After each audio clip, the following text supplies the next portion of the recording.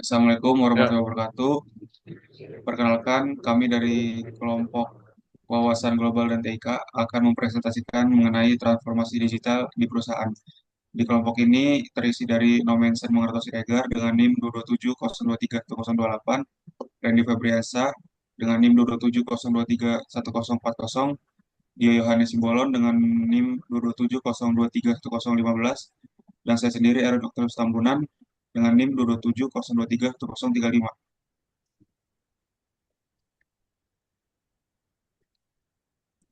Transformasi digital di perusahaan menuju masa depan. Selamat datang, mari kita bahas transformasi digital yang merupakan kunci untuk sukses di era modern. Pentingnya transformasi digital dalam bisnis. Yang pertama, keunggulan kompetitif. Transformasi digital dapat meningkatkan efisiensi, efektivitas, dan kepuasan pelanggan. Perusahaan yang cepat beradaptasi dengan teknologi akan unggul. Kemudian, peluang baru. Transformasi digital membuka peluang baru dalam hal bisnis dan model pendapatan. Perusahaan dapat mengembangkan produk layanan baru yang inovatif.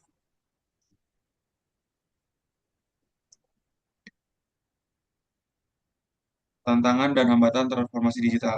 Yang pertama, biaya. Investasi dalam teknologi digital membutuhkan biaya yang signifikan, yang bisa menjadi kendala bagi perusahaan. Kedua, keterampilan. Perusahaan perlu memastikan karyawan memiliki keterampilan digital yang dibutuhkan untuk mengelola teknologi baru. Yang ketiga, ketahanan. Transformasi digital melibatkan perubahan besar dan membangun ketahanan dan kepercayaan diri karyawan sangatlah penting. Selanjutnya, strategi persiapan transformasi digital. Pertama, tujuan yang jelas. Tentukan tujuan yang jelas dan terukur untuk transformasi digital, dan pastikan semua pihak memahami tujuan tersebut. Kemudian, analisis kebutuhan. Lakukan analisis kebutuhan untuk menentukan teknologi, infrastruktur, dan keterampilan yang dibutuhkan. Yang ketiga, perencanaan yang teliti. Buat rencana yang terstruktur dan detail untuk transformasi digital, termasuk langkah-langkah dan timeline. Mengelola perubahan dalam transformasi digital. Komunikasi. Berkomunikasi dengan jelas tentang perubahan dan manfaat kepada semua karyawan. Kedua, pelatihan. Sediakan pelatihan yang tepat untuk membantu karyawan beradaptasi dengan teknologi baru. Ketiga, dukungan. Berikan dukungan yang kuat kepada karyawan selama proses transformasi digital. Selanjutnya akan dilanjutkan oleh Nomensen. penerapan teknologi dalam transformasi digital. Satu, otomatisasi. Otomatisasi proses bisnis untuk meningkatkan efisiensi dan produktivitas. Kedua, analisis data. Gunakan analisis data untuk memahami pelanggan dan meningkatkan pengambilan keputusan.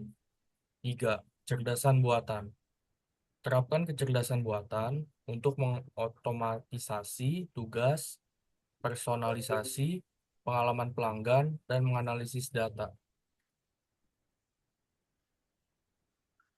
Peran kepemimpinan dalam transformasi digital. Yang pertama, visi. Membangun visi yang jelas untuk transformasi digital dan menginspirasi karyawan. Dua, dukungan. Memberikan dukungan dan sumber daya yang dibutuhkan untuk keberhasilan transformasi digital. Tiga, komunikasi.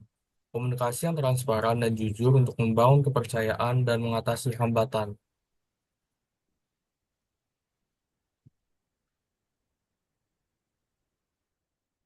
Selanjutnya akan dibacakan oleh Randy.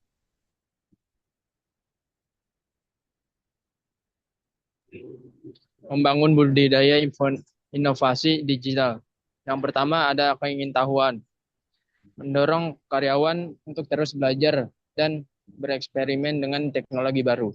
Dua, kreativitas membuat ruang untuk ide-ide baru mendorong karyawan untuk berpikir secara inovatif. Tiga, kerjasama mendorong kolaborasi antar karyawan dan tim untuk mengembangkan solusi digital. Lanjut, mengukur keberhasilan transformasi digital. Yang pertama ada 10%, yaitu mengukur peningkatan efisien operasional dan penghematan biaya. Yang kedua ada 15%, itu meningkatkan pendapatan, mengukur peningkatan pendapatan dan pertumbuhan bisnis. Yang ketiga ada 90%, kepuasan pelanggan, mengukur kepuasan pelanggan dari peningkatan pengalaman pelanggan. Langkah selanjutnya dan kesimpulan, transformasi digital merupakan perjalanan yang berkelanjutan. Tetaplah berinovasi, beradaptasi, dan belajar. Masa depan adalah milik perusahaan yang siap menghadapi tantangan digital. Perkenalkan, kami dari kelompok Wawasan Global Digital. Kami akan mempresentasikan tentang Enterprise Resource Planning atau ERP. Anggotanya ada saya, Nomen Semangarato Siregar, dengan NIM 2270, 231028, Randy Febriansa dengan NIM 2270, 231040, Dio Yohanes Simbolon dengan NIM 2270, 231015, dan Erwin Octavianus Tambunan dengan NIM 2270, 231035. Enterprise Resource Planning atau ERP adalah sistem informasi yang mengintegrasikan berbagai fungsi bisnis ke dalam satu platform terpusat. ERP memungkinkan perusahaan untuk mengelola operasi dan data secara efisien, meningkatkan transparansi, dan meningkatkan pengambilan keputusan. Memahami konsep ERP. Integrasi ERP menggabungkan semua data dan proses bisnis ke dalam satu sistem terpadu, menghilangkan silo data dan meningkatkan efisiensi. Otomasi ERP mengotomatiskan tugas-tugas berulang seperti pemesanan, pengelolaan persediaan, dan pemrosesan penggajian. Semua membebaskan waktu untuk kegiatan bernilai tambah. Komponen utama ERP. Ada 4 bagian.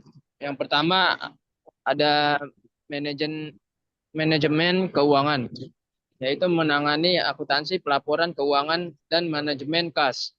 Yang kedua, manajemen sumber daya manusia, mengatur perekrutan, pelatihan, kompensasi, dan manajemen kinerja karyawan. 3, manajemen rantai pasokan, mempermudah perencanaan pembelian dan pengiriman produk. 4, manajemen penjualan dan pemasaran, menangani pemesanan pelanggan, pengelolaan pelanggan, dan kampanye pemasaran. Selanjutnya dibacakan oleh Dio.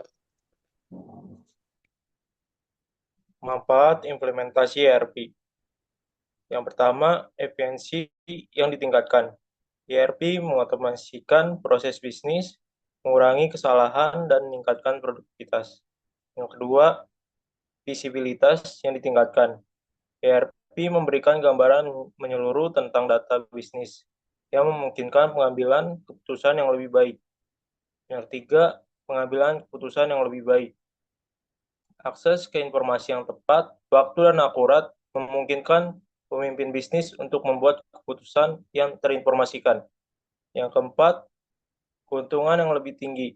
ERP meningkatkan efisiensi, mengurangi biaya, dan meningkatkan pendapatan yang mengarah pada keuntungan yang lebih tinggi. Tantangan implementasi ERP. Yang pertama, biaya tinggi. Implementasi ERP membutuhkan investasi besar dalam perangkat lunak, perangkat keras, dan konsultasi. Kompleksitas. ERP adalah sistem yang kompleks yang membutuhkan pemahaman menyeluruh dan dukungan dari semua departemen. Waktu implementasi yang panjang. Proses implementasi ERP dapat memakan waktu lama, yang membutuhkan adaptasi dan pelatihan yang ekstensif. Perlawanan dari karyawan. Karyawan mungkin menolak perubahan yang disebabkan oleh implementasi ERP yang memerlukan komunikasi dan pelatihan yang efektif. Selanjutnya akan dibacakan oleh Erwin. Tren terkini dalam ERP. Yang pertama, komputasi awan. ERP berbasis cloud memberikan fleksibilitas, skalabilitas, dan aksesibilitas. Kedua, kecerdasan buatan atau AI. AI dalam ERP meningkatkan otomatisasi, analisis, dan personalisasi. Yang ketiga, mobilitas. ERP mobile memungkinkan akses data dan fungsi bisnis dari mana saja. Keempat, analisis big data. ERP menganalisis big data untuk menghasilkan wawasan bisnis yang lebih mendalam. Studi kasus implementasi ERP. Perusahaan X. Setelah mengimplementasikan ERP, perusahaan X meningkatkan efisiensi rantai pasokan sebesar 20% dan mengurangi biaya operasional sebesar 15%. Perusahaan Y. ERP membantu perusahaan Y meningkatkan visibilitas data pelanggan yang mengarah pada peningkatan kepuasan pelanggan dan retensi. Perusahaan Z. ERP memungkinkan perusahaan Z untuk membuat keputusan yang lebih cepat dan terinformasikan, yang menghasilkan pertumbuhan pendapatan sebesar 10%. Kesimpulan dan rekomendasi. ERP merupakan alat yang ampuh untuk meningkatkan efisiensi dan visibilitas dan pengambilan keputusan dalam bisnis. Sebelum mengimplementasikan ERP, perusahaan harus melakukan riset teliti, merencanakan dengan cermat, dan melibatkan semua pemangku kepentingan. Implementasi ERP yang sukses membutuhkan komitmen, fleksibilitas, dan komunikasi yang efektif. Sekian presentasi dari kelompok kami mengenai transformasi digital di perusahaan dan enterprise resource planning. Terima kasih.